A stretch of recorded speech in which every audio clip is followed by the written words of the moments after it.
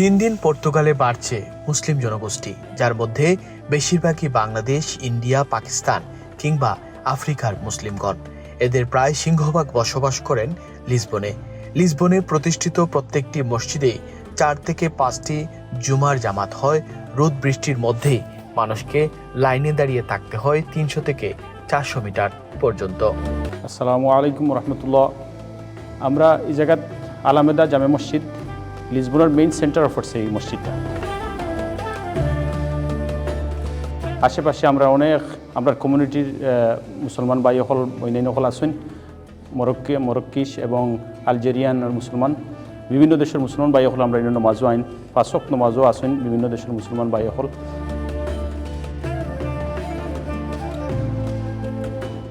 আমি আলামেদা জামে মসজিদের একজন নিয়মিত মুসল্লি। বিশেষ করে এই মসজিদটা লিসবনের প্রাণকেন্দ্র আলামেদা, ঠিক পার্কের পাশেই অবস্থিত, যার আশেপাশে প্রচুর কমিউনিটি ব্যক্তিত্ব আছে আমাদের দেশের এবং বিভিন্ন দেশের মুসলিম ভাই বোনেরা থাকেন। বিশেষ করে আমরা জুমার নামাজে আমাদের 2টা জামাত হয় এখানে, 2টা জামাতে আমাদের লোকের সংকুলন হয় না।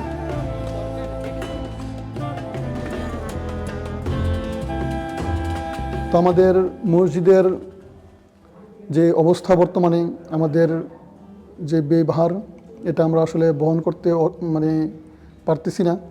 বিশেষ করে আমি এখন যেখানটায় দাঁড়িয়ে আছি, আমার পিছনে হচ্ছে আমাদের মসজিদের ওযুখানা।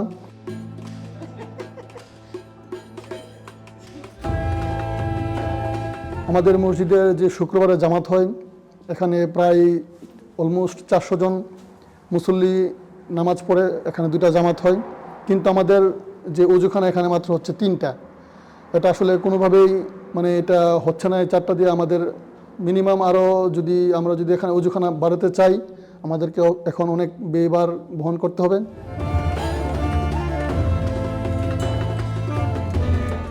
আলহামদুলিল্লাহ, পর্তুগালের রাজধানী লিসবনের প্রাণকেন্দ্রে আলামেদা পার্কের সাথে বাংলাদেশি দ্বারা পরিচালিত আলামেদা জামে মসজিদ। একসময় এটি একটি নাইট ক্লাব ছিল, যা আল্লাহর হুকুমে আল্লাহর ঘর মসজিদে রূপ নিয়েছে। গড়ে উঠেছে আলামেদা জামে মসজিদ। আমাদের এখানে আলামেদা মস্কে পর্তুগালে আমরা একটা উদ্যোগ নিয়েছি। মসজিদ অ্যারাউন্ড 290 স্কোয়ার মিটার। এটা আমাদের অ্যারাউন্ড 350,000 আমাদের ফ্রি হোল্ড করতে লাগবে। আপনারা নিশ্চয়ই অবগত রয়েছেন, পর্তুগালের লিসবনের প্রাণকেন্দ্রে আলামেদাতে আমাদের বাংলাদেশিদের দ্বারা পরিচালিত হচ্ছে একটি জামে মসজিদ, যেটি আলামেদা জামে মসজিদ নামে সুপরিচিত। আলামেদা মসজিদটা কেনার মেন পারপাস হচ্ছে, যেখানে ওনারা এই মসজিদটা ভাড়া নিয়ে করছেন, এটাকে ফ্রি হোল্ড করতে চাচ্ছেন। বিশেষ করে যে এটার মালিক, সে মালিক এটা বিক্রি করে দিবে। এটা যদি বিক্রি করে দেয় অন্য জায়গায়, তাহলে এখানে আর মসজিদ থাকবে না, অন্য কিছু হবে। আপনারা ইতিমধ্যেই জানেন যে আমাদের আলামেদাতে লিসবনের প্রাণকেন্দ্রে আরও একটি মসজিদ প্রতিষ্ঠিত হয়েছে। আর সেখানে আমাদের তরুণ কিছু ভাই এই উদ্যোগটি নিয়েছেন।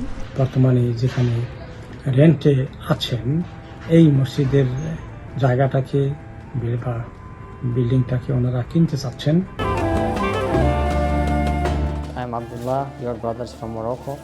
So I come to Portugal and I pray in this mosque. As you see here, it's a nice mosque for Muslims. In Portugal, we don't have a lot of mosques, so for us, it's a big opportunity here. I'm happy that these people do this khair, alhamdulillah. We need this mosque for, of course, because he is nearest here, and he's in the city center in Lisbon. Of course, the mosque is important for Muslim, our brothers, to meet here. Ramadan is coming, you know.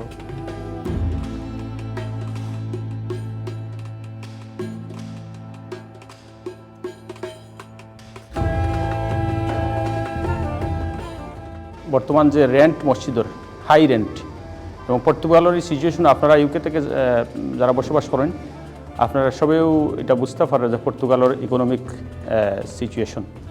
এই জন্য আমরা প্রতি মাসও প্রায় 1600 euro আমরা rent দেওয়া লাগে। আর এই রেন্ট দিতে গিয়ে মসজিদের আমরা হিমশিম খাইরাম।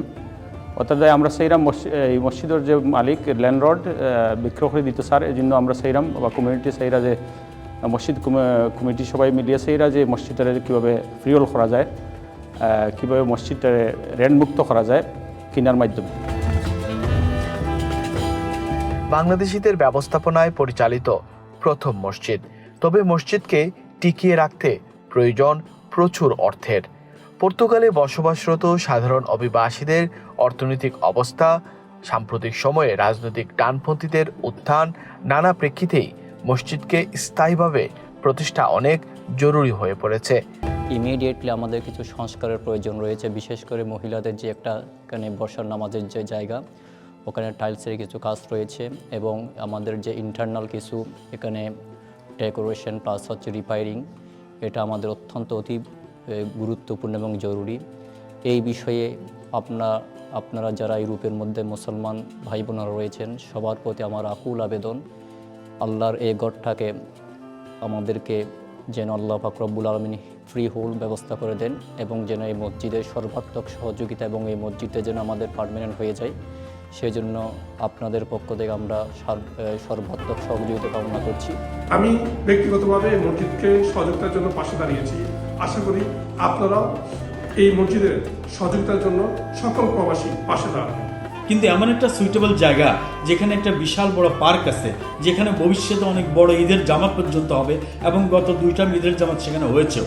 এই কারণে আলমেদা মসজিদটা আমাদের জন্য খুবই গুরুত্বপূর্ণ, এটা একটা সেন্টার জায়গা। তো তারা একটি উদ্যোগ নিয়েছেন যে এটিকে এই মসজিদকে ফ্রি হোল্ড করার লক্ষ্যে, অর্থাৎ এটিকে সম্পূর্ণভাবে কেনার লক্ষ্যে তারা একটি উদ্যোগ গ্রহণ করেছেন, একটি ফান্ড রাইজের ব্যবস্থা তারা করেছেন।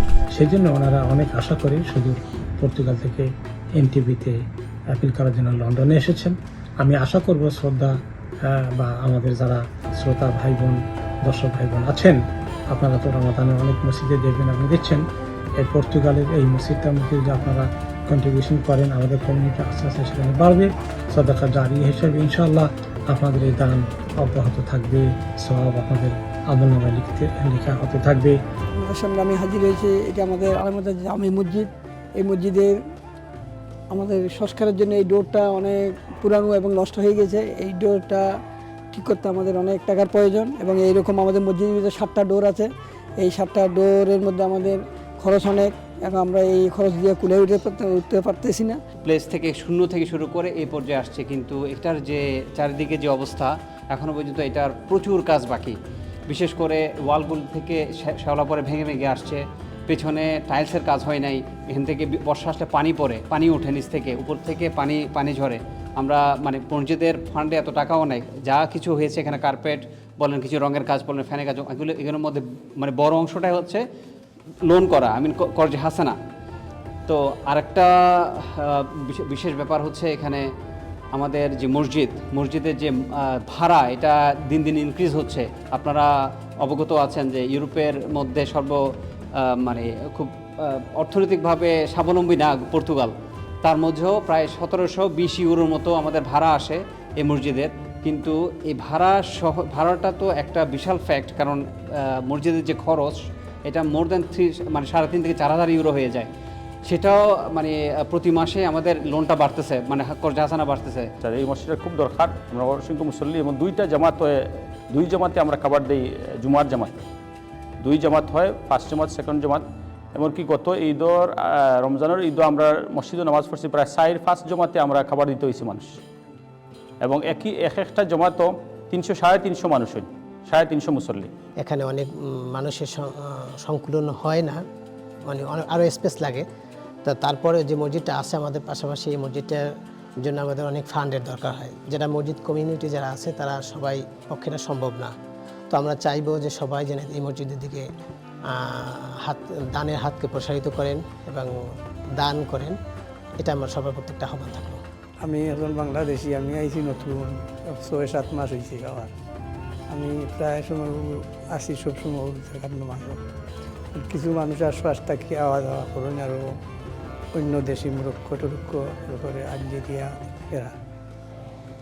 আর আমরাও বাংলাদেশি অনেক মানুষ আছি। এই যে মসজিদটার আমরা একটু দরকার নকরেন, আপনার সহযোগিতা পাইলে আমরা মসজিদটা কেনার ব্যবস্থা করতাম। আল্লাহর হুকুম।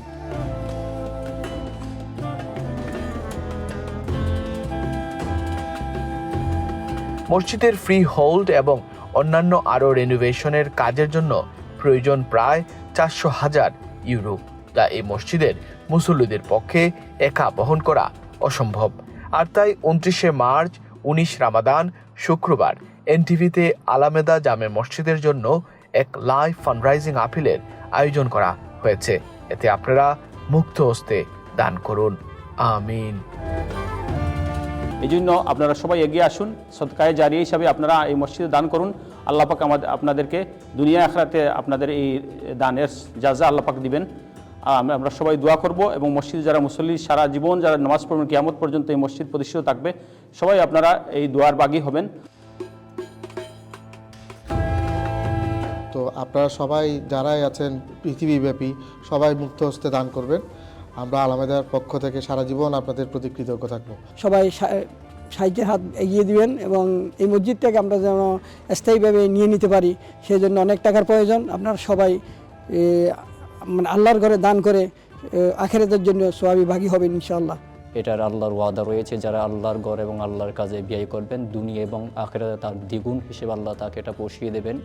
সেই হিসেবে আপনারা এই বিষয়টা অত্যন্ত গুরুত্ব সহকারে আল্লাহর এই ঘরকে কর্জাই হাসনা মুক্ত এবং ফ্রি হোল্ড করার জন্য আপনারা ব্যবস্থা করবেন। আমাদের মসজিদটা যাতে আল্লাহ আপনাদের মাধ্যমে আমাদের সকলের সহযোগিতায় যাতে আমরা ফ্রি হোল্ড করতে পারি এবং সে তৌফিক আমাদেরকে দান করুন। তো আমরা চাইবো যে সবাই যেন এই মসজিদের দিকে দানের হাতকে প্রসারিত করেন এবং দান করেন, এটা আমার সবার প্রত্যেকটা আহ্বান থাকলো। তো জিনিসটা হইল গিয়া আপনারা হলো সহযোগিতা আমরা চাই আর কি, আল্লাহর হুকুমও যে আপনারা সহযোগিতা কর্তা কমিটিও আসুন, কমিটির পক্ষে তো একটা সম্ভব না। That's why we need to told people help us this mosque to buy in and for like forever to stay. Hope that our brothers in other countries help us to support this mosque, and jazakumullahu khairan, inna Allah la yudhi'u ajra man ahsana amala. Whatever you can, please আপনারা সবাই মুক্ত হস্তে দান করবেন। Thank you so much.